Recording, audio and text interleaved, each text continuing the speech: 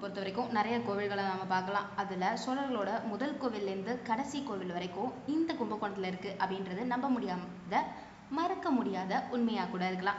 இந்த கோவில்கள்லாம் ஒரு லிஸ்ட் எடுத்தால் எப்படி இருக்கும்? நமக்கு நல்லா இருக்கும், ஈஸியாகவும் இருக்கும். ஏன் அப்படின்னா போகிற வழியில் எங்கெங்கே கோவில் இருக்குதுன்னு கண்டிப்பாக தெரியாது. இந்த லிஸ்ட்டை வச்சு நீங்கள் கண்டிப்பாக தெரிஞ்சுக்கலாம். அந்த மாதிரியான லிஸ்ட் தான் இந்த லிஸ்ட். வாங்க பார்க்கலாம். முதல்ல கும்பகோணத்தில் இந்த 6 கோவிலில் பார்க்கலாம். இந்த 6 கோவிலுமே ரொம்ப பழங்கால கோவில். அந்த 6 கோவில் அப்படின்னு இல்லை, இதுக்கப்புறம் வரப்போகிற கோவில்களும் ரொம்ப பழமையான கோவில். முதல்ல ஆதி கும்பேஸ்வரர். இவர் யார் அப்படின்னா ஆதியில் தோன்றின முதல் ஈஸ்வரர் அப்படின்னு இந்த ஈஸ்வரரை சொல்லுவாங்க. இது 2000 வருஷம் பழமையான ஒரு கோவில். இந்த கோவில் எங்கே இருக்குன்னா கும்பகோணத்துலேயே தான் இருக்குது. கும்பகோணத்துலேருந்து ஒரு கிலோமீட்டரில் தான் இந்த கோவில் இருக்குது. அடுத்தது ராமர் கோவில். ராமர் யார் அப்படின்றது நம்ம எல்லாருக்குமே தெரியும். இந்த கோவில் முழுக்க 2 டைமென்ஷன் அந்த அமைப்பில் தான் இருக்கும். கட்டிடக்கலை அங்கே உள்ள தூண்களை பார்க்க கண்டிப்பாக மறந்துடாதீங்க. அந்த அளவுல பிரமிப்போட அந்த தூண்களை நம்ம பார்க்கலாம். அவ்வளோ அழகாக இருக்கும். அடுத்தது சோமேஸ்வரர் கோவில். இது எங்கே இருக்குது அப்படின்னு பார்த்தீங்கன்னா இதுக்கு பக்கத்துலேயே சாரங்கபாணி கோவிலும் இருக்குது. 2 கோவிலும் பக்கத்தில் தான் இருக்கும். ரொம்ப அழகான கோவில் இந்த 2 கோவிலுமே. அடுத்து மகாமகா குளத்துக்கு பக்கத்தில் உள்ள காசி விஸ்வநாதர் கோவில். இங்கே போய் பார்த்தா சிவனுக்கு மூஞ்சில் கண்ணு காது எல்லாம் இருக்கும் அப்படின்னு சொல்லுவாங்க. அதுக்கு பக்கத்துலேயே வீரபத்ர சுவாமியும் இருப்பாங்க. அவங்களும் பழங்காலத்தவர் தான். இப்போ ஏற்ற மாதிரி மாற்றி வச்சுருக்காங்க. கோவிலோட அமைப்பு மட்டும் இந்த காலத்துக்கு ஏற்ற மாதிரி கொஞ்சம் மாறி இருக்கும். அங்கங்கே கருங்கல் கோவிலும் தெரியும். இதுக்கப்புறம் நீங்கள் எங்கே போகலாம் அப்படின்னு பார்த்தீங்கன்னா கும்பகோணத்துலேருந்து குத்தாலம் ரோடு எடுத்துக்கலாம்.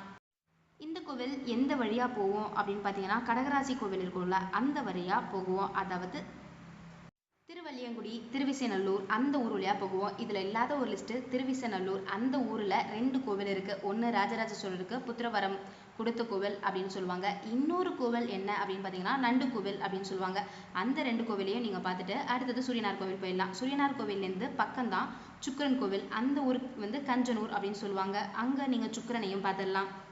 அதுக்கப்புறம் அங்கேருந்து திருக்கோடிக்காவலுக்கு வந்துடலாம். திருக்கோடிக்காவலில் நீங்கள் ஈசனோட பிரம்மாண்டமான காட்சியை பார்க்கலாம். அதுக்கப்புறம் குத்தாலத்தில் மன்மதனேஸ்வரர். இவரும் அமைதியான கோவிலில் சாஞ்ச மேனியில் இருப்பார். ரொம்ப அழகாக இருக்கும் அந்த காட்சி. அதுக்கப்புறம் குத்தாலத்தில் உள்ள பெரிய கோவில் அப்படின்னு சொல்லப்படுற கோவிலையும் நீங்கள் பார்த்துடலாம். இந்த தரிசனத்தை ஒரு நாளில் கூட நீங்கள் வச்சுக்கலாம். இல்லை உங்களால் காலையிலே கிளம்ப முடிஞ்சிச்சு அப்படின்னு பார்த்தீங்கன்னா காலையில் அந்த வழியை வச்சுட்டு சாயந்தரம் அதாவது 3 மணிக்கு மேலே இந்த வழியில் வந்தீங்கன்னா இந்த கோவில்களையும் நீங்கள் பார்த்துடலாம். அங்கேருந்து அதாவது குத்தாலத்துலேருந்து கும்பகோணம் போகிற ரோட்டில் போனீங்கன்னா இந்த கோவிலையும் நீங்கள் பார்த்துடலாம். இப்படி பார்த்தா ஒரு நாளில் 15, 16 கோவிலை நீங்கள் பார்த்துடலாம். அதுக்கப்புறம் குத்தாலத்துலேருந்து நீங்கள் திருவாலங்காடு போகணும். திருவாலங்காடில் யார் இருப்பா அப்படின்னு பார்த்தீங்கன்னா வட அரண்யேஸ்வரர் அப்படின்ற ஈஸ்வரர் இருப்பார். அங்கே முழுமையாக நீங்கள் பார்க்க வேண்டியது என்ன அப்படின்னு பார்த்தீங்கன்னா குலோதுங்க சோழர் இருப்பார். நவகண்டம் கொடுத்த கொற்றவை இருப்பாங்க.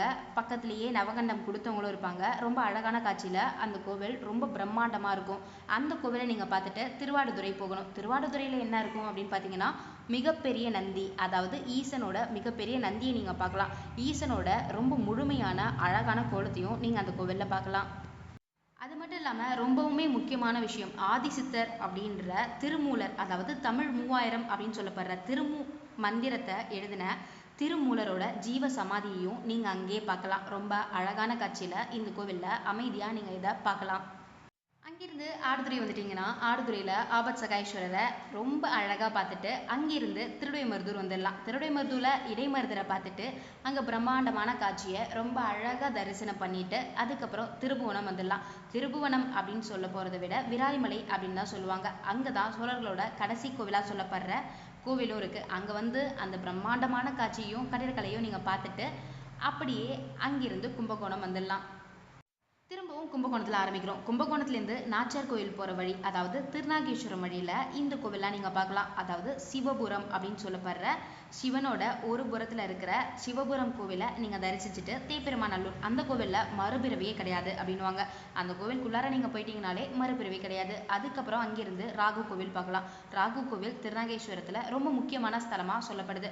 இது நவ கிரகத்தில் ஒரு கிரக கோவில் அப்படின்னு சொல்லுவாங்க. அதுக்கப்புறம் தென் திருப்பதியான உப்பிலியப்பரை நீங்கள் பார்த்தலாம். உப்பிலியப்பர் அப்படின்றவரை விட உப்பில்லா முனையார் அப்படின்னு அவருக்கு இன்னொரு பேரும் உண்டு. இது 108 திருப்பதியில் ஒன்று. அது கூடவே இந்த கோவிலில் இப்போ வரைக்குமே உப்பில்லாத சாப்பாட்டை தான் உப்பிலியப்பர் சாப்பிடுவார். அதனால தான் அவர் பேர் உப்பிலியப்பர்.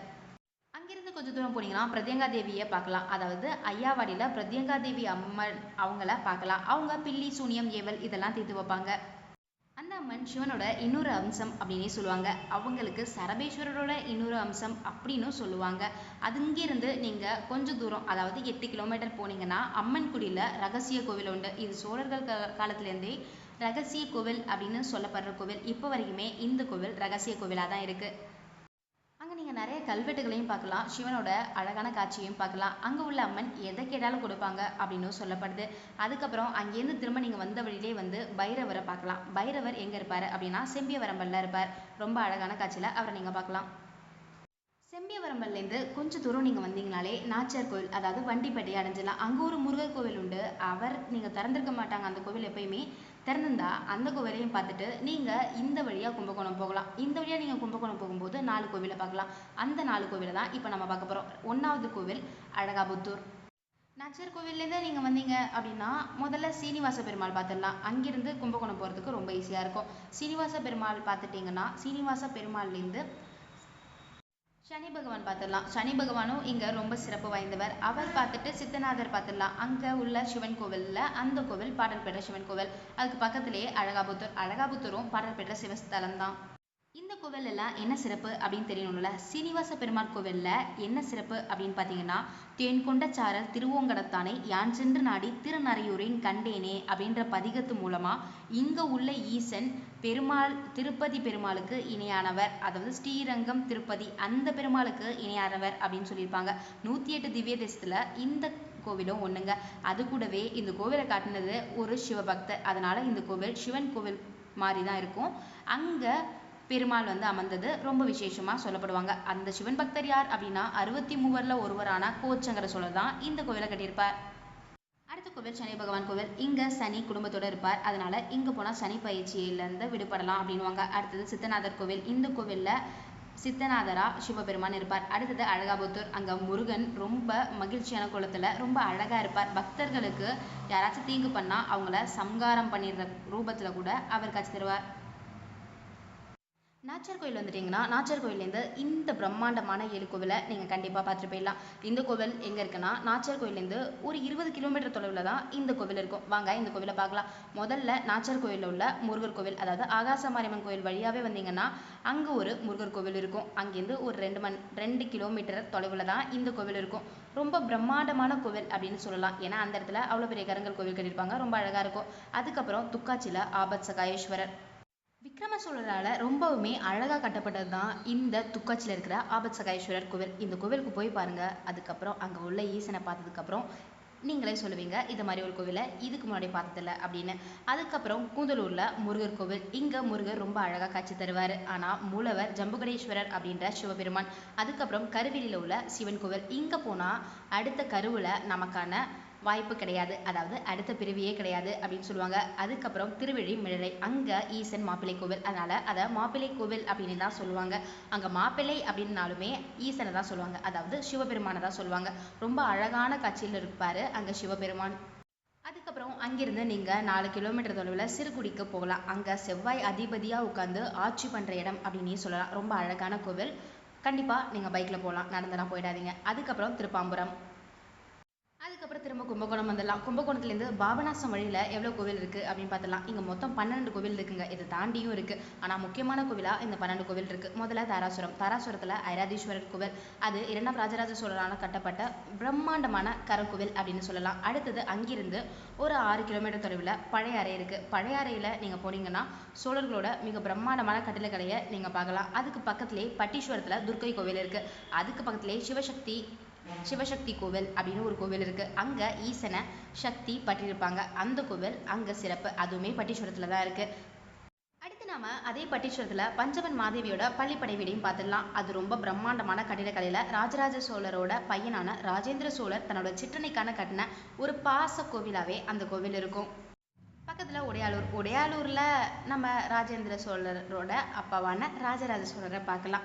ரொம்ப அழகான காட்சியில் அவரையும் நீங்கள் அங்கே பார்த்துட்டு வந்துடலாம். அதுக்கு பக்கத்தில் திருவலஞ்சுழி. இதுலேருந்து திரும்ப நீங்கள் வெளியில் வரணும். தாராசுரம் வந்துட்டு இந்த வழியாக திருவலஞ்சுழி போனீங்கன்னா ஈஸியாக இருக்கும். இல்லை அங்கேருந்தே கூட திருவலஞ்சுழி போகலாம். திருவலஞ்சுழியில் வெள்ளை பிள்ளையாரை பார்த்துட்டு பக்கத்திலேயே சுவாமிமலை முருகப்பெருமானையும் நீங்கள் பார்த்துடலாம்.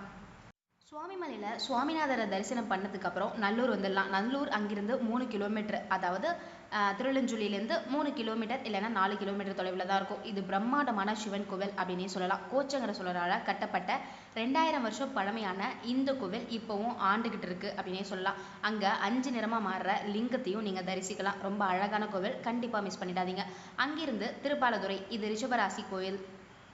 திருப்பாலத்துறையில் அவரை பார்த்ததுக்கு அப்புறம் அங்கிருந்து ஒரு 2 கிலோமீட்டர் தொலைவில் பாபநாசம் வந்துருங்க. பாபநாசத்தில் இந்த 108 சிவாலயம் உண்டு. இங்கே 108 லிங்கமும் ராமரால் பிடிக்கப்பட்டது. இந்த பாபநாசத்துக்கு பேரே பாவம் நாசமாக போனதுனால இந்த ஊரில் வரவங்க எல்லாருக்குமே இங்கே உள்ள சிவபெருமானை பார்த்தா பாவம் எல்லாம் போகும் அப்படின்னு சொல்லுவாங்க. அங்கிருந்து கபிஸ்தலம் கொஞ்சம் தூரம், அங்கே போயிட்டீங்கன்னா 108 திவ்ய தேசத்தில் ஒன்றான கபிஸ்தலம் பெருமாளையும் நீங்கள் பார்த்துட்டு வந்துடலாம். இதில் 45 நாளும் நம்ம லிஸ்ட் படி 50 கோவில் பார்த்தாச்சு. அடுத்த 50 அடுத்த இன்னொரு வீடியோவில் பார்க்கலாம்.